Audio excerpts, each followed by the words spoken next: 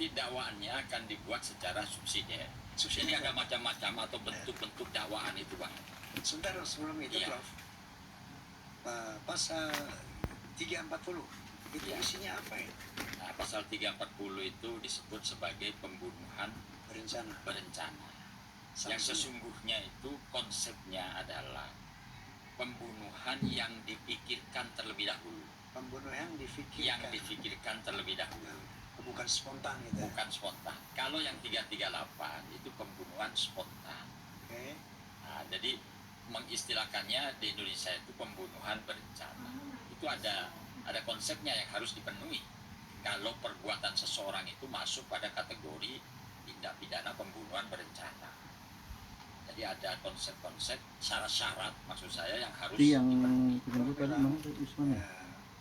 Pembunuhan berencana adalah pembunuhan yang dipikirkan dulu. Misalnya begini, saya misalnya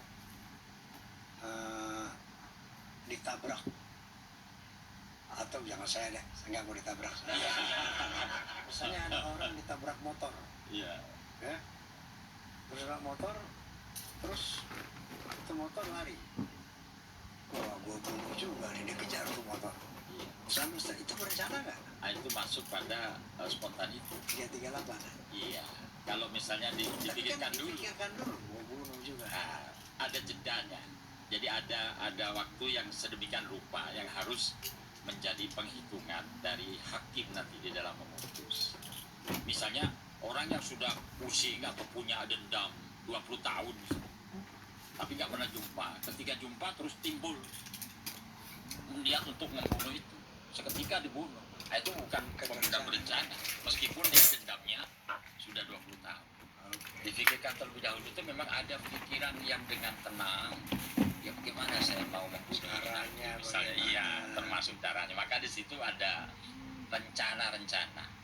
Seperti yang kasusnya FS ini. Itu direncanakan. Oh, misalnya ada dugaan, oh ini kok kenapa istri saya dibeginikan. Tidak langsung dia. Tidak marah langsung. Marahnya ditunda dulu, dipendam. Marahnya dipendam. Iya. Nah, di situ masuk pada kategori tindak pidana pembunuhan berencana. 340 kawan. 338.